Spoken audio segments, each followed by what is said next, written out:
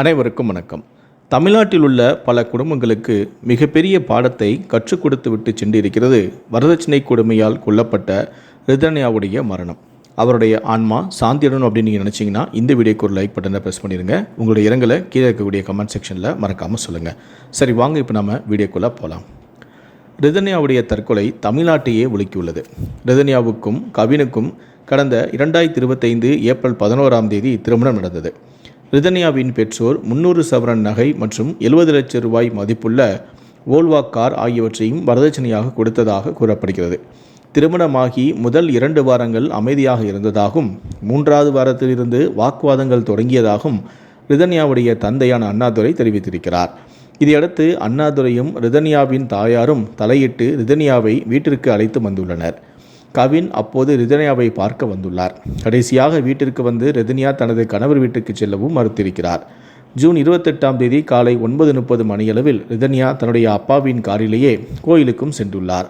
அதன் பிறகு அந்த காரில் வைத்தே அவர் விஷயத்தை குடித்து தற்கொலை செய்து கொண்டு தன்னுடைய தந்தைக்கு 8 ஆடியோக்களையும் வாக்குமூலமாக அனுப்பியிருக்கிறார்.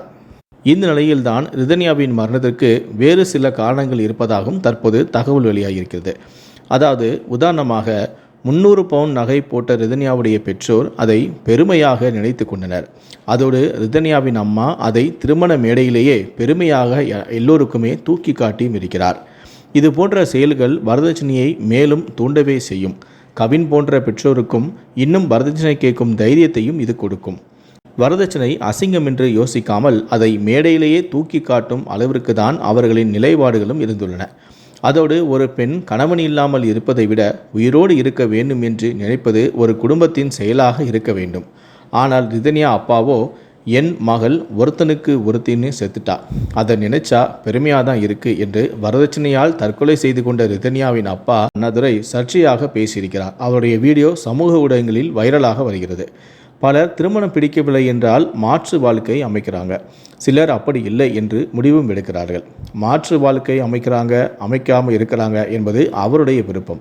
என் பொண்ணு ஒருத்தனுக்கு ஒருத்தின்னு செத்துட்டா, அதை நினைத்து பெருமைப்படுகிறேன். என் பொண்ணை இழந்தால் கூட எனக்கு அது பெருமையாக தான் இருக்கிறது என்று வரதட்சணை கொடுமையால் தற்கொலை செய்த ரிதன்யாவின் அப்பா அண்ணாதுரை இப்படி சர்ச்சையாக பேசியிருக்கிறார். தனது மகள் உயிரோடு இருப்பதை விட கணவன் இல்லாமல் இருப்பது, 2வது திருமணம் செய்வது தவறானது என்று நினைக்கும் அளவிற்கு தான் தற்போது சமுதாயமே உள்ளது. கல்யாணமான 10வது நாளிலே ரிதன்யா அவங்க வீட்டில் கொடுமைப்படுத்துகிறாங்கம்மா, என்னால் அங்கே இருக்க முடியாது என்று கூறியும் உள்ளார். ஆனால் ரிதன்யாவின் பெற்றோரோ அதெல்லாம் போக போக சரியாகிடும், சகிச்சிட்டு இருந்துடுமா என்றும் கூறியிருக்கிறார். தங்கள் பகுதியில் ஊரார் உறவினர்கள் தன் மகள் வீடு திரும்பி வந்துவிட்டால் தவறாக பேசுவார்கள் என்பதால் பெற்ற மகளின் கஷ்டத்தை செவி கொடுத்து கேட்காமலேயே இருந்திருக்கிறார்கள்.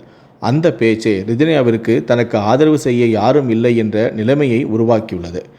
இப்போதே நமது குடும்பங்கள், சமுதாயங்கள் ஆணதிக்கம், குடும்ப ஆதிக்கம், வரதட்சணை கொடுமை, சமுதாய அழுத்தங்களிலிருந்து வெளிவர வேண்டும். இல்லையென்றால் ரிதன்யாவின் மரணங்களை தடுப்பது இயலாத ஒரு காரியம். இந்த வீடியோவை பற்றிய உங்களுடைய கருத்துக்களை கீழே இருக்கக்கூடிய கமெண்ட் செக்ஷனில் மறக்காமல் சொல்லுங்கள். முடிந்த அளவுக்கு இந்த வீடியோவை மற்றவங்களுக்கும் ஷேர் பண்ணுங்கள். மேலும் இது போன்ற பல வீடியோக்களை பார்க்கணும் அப்படின்னு நினச்சிங்கன்னா மறக்காமல் சேனலை சப்ஸ்கிரைப் பண்ணுங்கள். நன்றி, வணக்கம்.